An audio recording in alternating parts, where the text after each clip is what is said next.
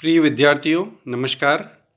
पिछली जो हमारी कक्षाएं हुई हैं वीडियो लेक्चर के माध्यम से, उसमें हमने राजस्थान का सामान्य परिचय, राजस्थान के गठन की ऐतिहासिक पृष्ठभूमि, राजस्थान के उच्चावच, राजस्थान की जलवायु, यहाँ के अपवाह तंत्र, यहाँ की मिट्टियाँ, प्राकृतिक वनस्पति, खनिज संसाधन, इन सारे विषयों पर विस्तार से चर्चा की है।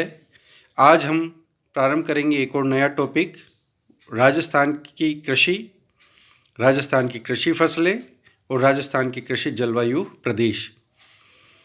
कृषि की दृष्टि से अगर राजस्थान का स्वरूप देखा जाए तो कुल मिलाकर राजस्थान का कुल जो भूमि उपयोग है उसमें से राजस्थान का कुल जो क्षेत्रफल है उसमें से लगभग 53% भाग पर कृषि की जाती है।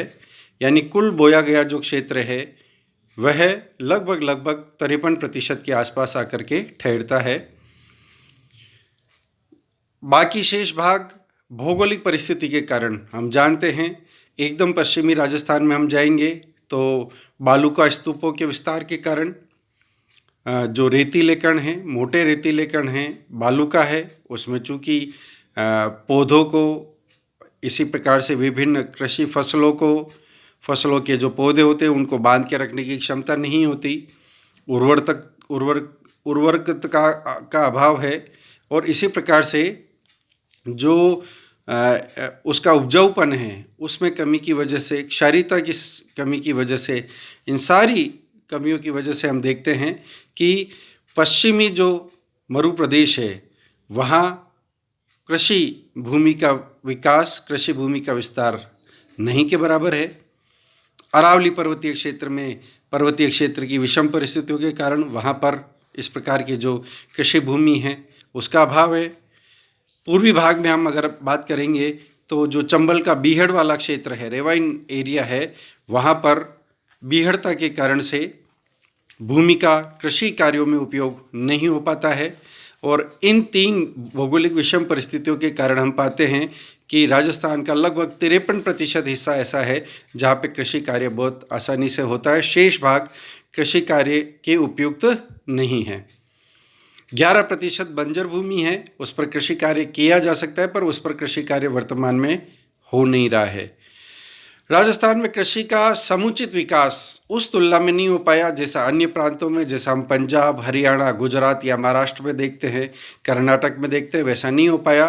तो उसके पीछे ये जो मैंने तीनों विषम भौगोलिक कारण बताए वो तो है ही, उसके अलावा भी अगर दूसरे मानवीय आर्थिक कारणों पर जाए तो राजस्थान के कृषकों के पास पूंजी की कमी, जो औसत जोत है, खेत की औसत जोत है उसका छोटा होना, इसी प्रकार से उर्वरकों का काफ़ी कम इस्तेमाल, यंत्रीकरण का काफ़ी कम इस्तेमाल, और ये सारे कारण मिलकर के राजस्थान के कृषि विकास को कहीं न कहीं अन्य राज्यों की तुलना में कम ठहराते हैं। और ये भौगोलिक विषम परिस्थितियाँ और मानवीय कुछ विषम परिस्थितियाँ, उसके कारण से उतना कृषि विकास नहीं हो पाया जितना अन्य विकसित राज्यों में हम देखते हैं। लेकिन इसके बावजूद भी 1947 में भारत की आज़ादी के बाद और उसके पश्चात राजस्थान के पुनर्गठन के बाद हम देखते हैं राजस्थान में काफ़ी प्रगति कृषि क्षेत्र में हुई है। और उसके पीछे विशेष तौर पर जो पंचवर्षीय योजनाओं में जो इस पर महत्व दिया गया, यंत्रीकरण को बढ़ावा दिया, उर्वरकता को जो उर्वरक है, इसी प्रकार से जो यंत्र है उनका बड़ी मात्रा में समावेश किया गया। कुछ बड़ी सिंचाई परियोजनाएं जिसमें विशेष तौर पे इंदिरा गांधी नहर परियोजना जो राजस्थान के पश्चिमी मरु प्रदेश में या अर्ध शुष्क मरुस्थलीय प्रदेश में लाई गई, उसके कारण से बहुत तेज़ी से वहाँ परिवर्तन हुआ। और श्रीगंगानगर और हनुमानगढ़ ज़िले आज धान के कटोरे के रूप में या अन्न के कटोरे के रूप में हमको दिखाई देते हैं। तो और हर फसल के उत्पादन में ये दोनों ज़िले काफ़ी आगे हैं। सीकर, झुंझुनू, चूरू के ऐसे क्षेत्र जहाँ पर कृषि कार्य लगभग असंभव था, वहाँ विभिन्न प्रकार की फसलों का उत्पादन हो रहा है। और यही नागौर और बाड़मेर तक जो ये राजस्थान नहर है, इंदिरा गांधी नहर, उस परियोजना के कारण से बहुत ज़बरदस्त परिवर्तन इसमें हुए हैं। चंबल परियोजना, बीसलपुर परियोजना, इसी प्रकार से गुजरात की जो नर्मदा सागर परियोजना, उसका जल राजस्थान के जो दक्षिणी पश्चिमी ज़िले हैं, जालोर, सिरोही, वहाँ तक लाया गया। इन सारे प्रयासों से यंत्रीकरण को बढ़ावा देने, उर्वरकों को बढ़ावा देने और विभिन्न प्रकार की पंचवर्षीय योजनाएं, पंचवर्षीय योजनाओं में विभिन्न प्रकार की योजनाएं चला करके व्यवस्थित तरीके से जो अभियान लिया गया, उसका परिणाम है कि राजस्थान में कृषि फसलें, इतनी भौगोलिक विषम परिस्थितियां होने के बावजूद कृषि विकास काफ़ी अच्छा हुआ है। भूमि उपयोग की दृष्टि से देखें तो लगभग 53% भूभाग पर इस समय कृषि कार्य किया जा रहा है। तो लगभग 60% मरु प्रदेश होने, लगभग 9% अरावली प्रदेश और चंबल के बीहड़ वाले प्रदेश, इस प्रकार से लगभग 70% भूमि भौगोलिक दृष्टि से विषम होने के बावजूद अनेक प्रयत्न करके इनको कृषि योग्य बनाया गया। और इस कारण से जहाँ केवल 30% भूमि हमारे पास कृषि कार्य के लिए उपलब्ध थी, उसको बढ़ाते हुए 53% तक लाया गया। और विभिन्न प्रकार की कृषि फसलों का आज अनेक फसलों के मामले में सरसों हो, चाहे इसी प्रकार से जो हमारे विभिन्न प्रकार के मसाले हैं उनका उत्पादन हो, इन सब में राजस्थान का स्थान नंबर 1 हो गया है पूरे भारत में।